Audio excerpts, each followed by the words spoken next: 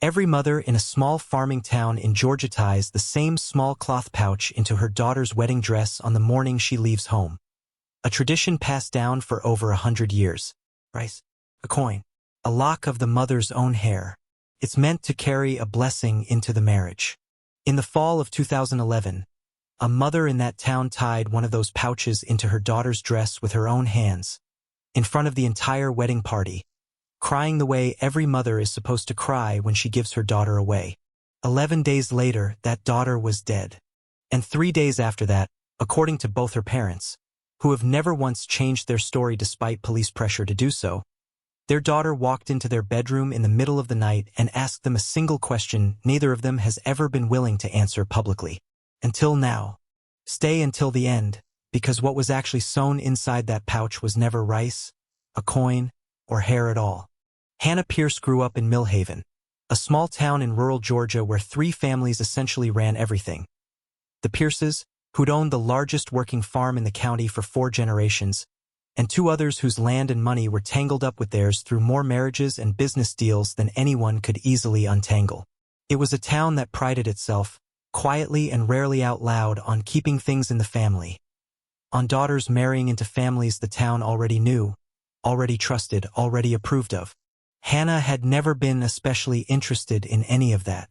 She met Caleb Whitfield during her 2nd year of community college, a soft-spoken, hard-working young man from a family 2 towns over.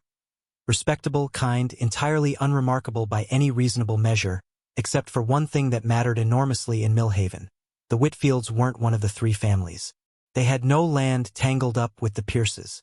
To Hannah's parents, Robert and Diane, that single fact mattered far more than anything Caleb actually was as a person. Hannah brought Caleb home for the first time 8 months into their relationship. Robert shook his hand with a smile that never once reached his eyes.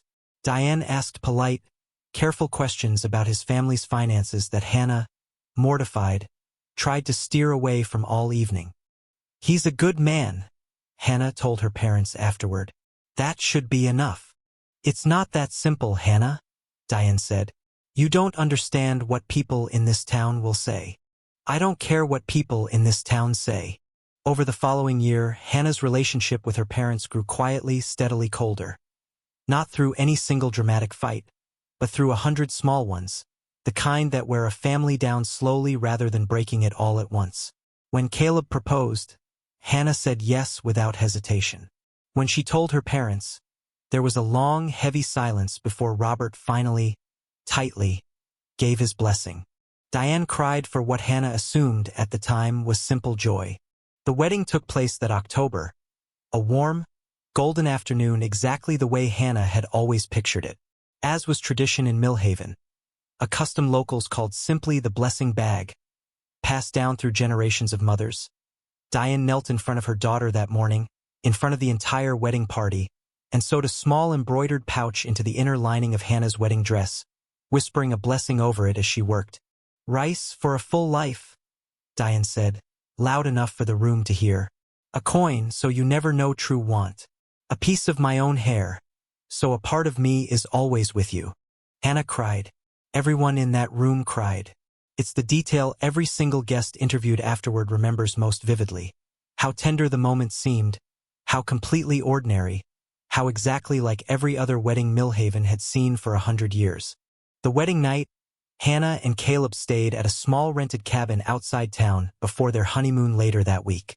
Hannah would later describe the first strange detail to her sister, in a phone call 2 days later that her sister has since shared, with permission, for the first time here. Around 2 a.m. that first night, Hannah woke to the sound of something moving just outside the cabin's bedroom window. A soft, dragging sound, like fabric brushing slowly against the siding. She got up to check, and through the gap in the curtains she saw, for a single frozen moment, a woman standing at the edge of the tree-line behind the cabin. Her long hair obscuring her face entirely, perfectly still despite a wind that was clearly moving the branches around her. Hannah blinked. The figure was gone. "You're imagining things?" Caleb told her, half asleep. "It's just wedding nerves. Come back to bed." Hannah wanted to believe him, but she has said in that same phone call to her sister that the sweet, cloying smell of the flowers from her own wedding bouquet, Flowers that had been left behind at the reception hall, nowhere near the cabin, had somehow followed her into that bedroom and lingered there for the rest of the night. 3 days later, back at the small house Hannah and Caleb had rented in town, the strangeness escalated in a way neither of them could rationalize away. Caleb woke in the middle of the night to find Hannah standing perfectly still in front of the bathroom mirror, facing her own reflection, her lips moving silently. When he asked what she was doing, she turned to him with an expression he'd never once seen on her face in 4 years together. Calm in a way that felt, he later told her sister, like someone wearing her face from the inside, not like actually being her. "Just talking," Hannah said. "She likes it when I talk to her." "Who does?" Hannah blinked, and the strange calm dissolved instantly, replaced by her usual, slightly embarrassed expression.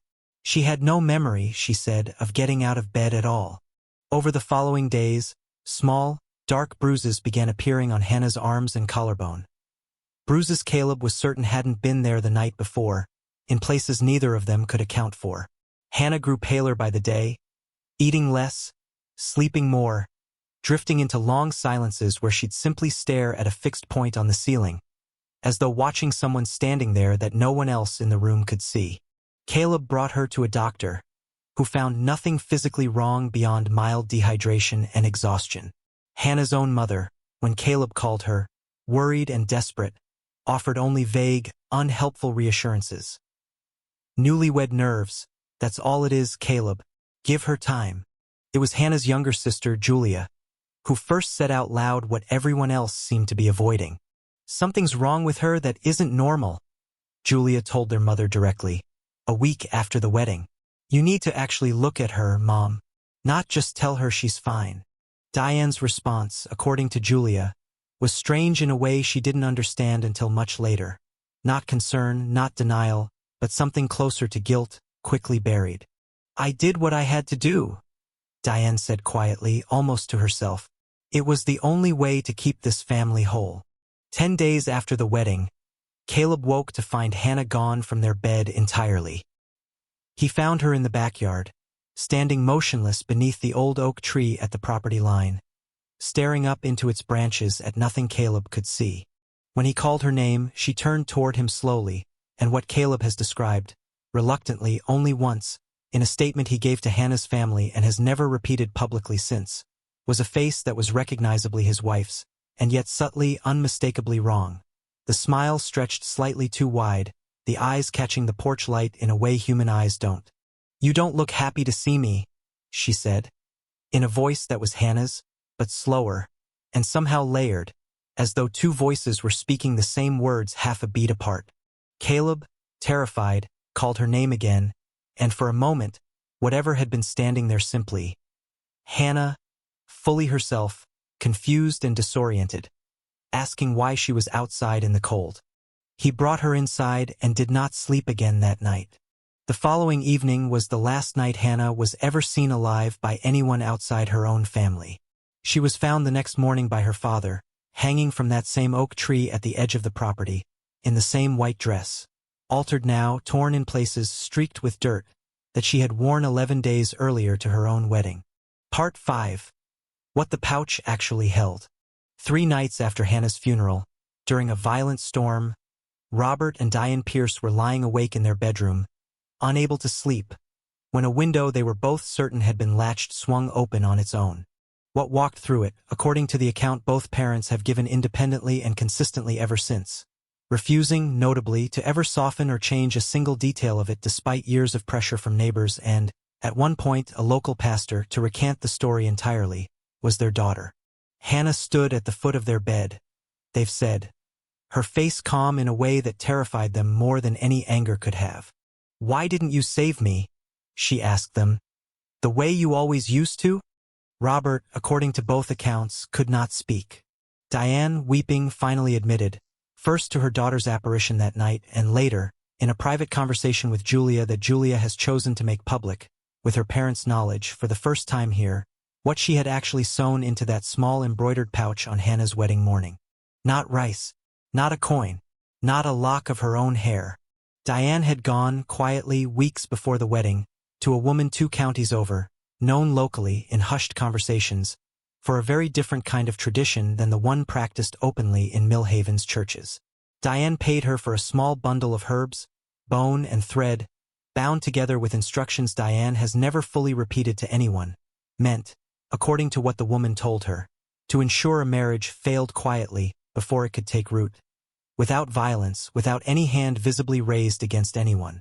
Diane had sewn that bundle into the pouch instead of the traditional blessing, believing, or telling herself she believed, that it would simply make the marriage unhappy enough to end on its own, that Hannah would come home in a year or two, single again, and the families standing in Millhaven would remain untouched. She had not understood. She admitted to Julia, sobbing, what the woman had actually given her. She had not understood that some doors, once opened with the right combination of intent and old, half-forgotten practice, do not simply close again once you've gotten what you thought you wanted. I told her it was a blessing. Diane wept that night, to the things standing at the foot of her bed. I didn't know it would take you. I swear to God I didn't know. Hannah, or whatever stood in the shape of Hannah, tilted her head slightly, in a motion neither parent has ever been able to describe as fully human. You knew enough, she said. You just didn't want to know all of it. Then, they've said, she was simply gone, no dramatic vanishing, just an empty space where a moment before there had been a shape, and a room that felt, in the specific way rooms do after someone has left them, undeniably empty in a new and permanent way. Caleb Whitfield never fully recovered from that 11-day marriage. He moved away from Millhaven within the year, unable to remain in a town where every conversation, every sympathetic glance from a neighbor, felt like it was circling something no one would say out loud. He has said, in the only public statement he's ever given about that period of his life, that the hardest part wasn't losing Hannah to whatever ultimately took her.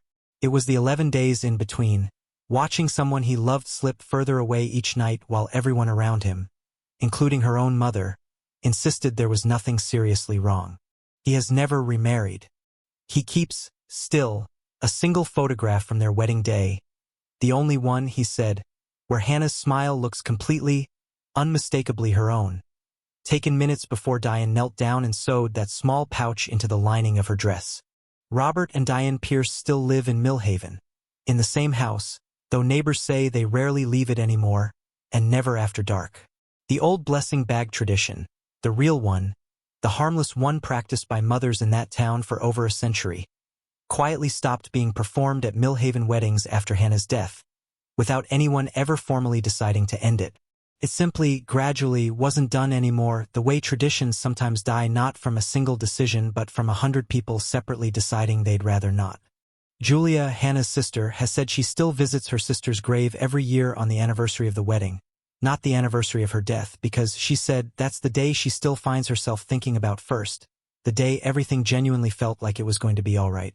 She has said one more thing only once, in the conversation she agreed to share for this story. She said that every year, on that same date, she finds a single grain of rice sitting on the flat top of her sister's headstone, though she has never once placed it there herself, and the groundskeeper has confirmed, more than once, that he hasn't either. If the people who were supposed to protect you were the ones who let something in, would you have seen it coming, or would you have trusted the blessing anyway? Tell us in the comments what you think Diane actually believed she was doing that morning. And if this story stayed with you, there's another one waiting for you right here, about a house that was never sold, because every buyer who walked through it changed their mind within the hour.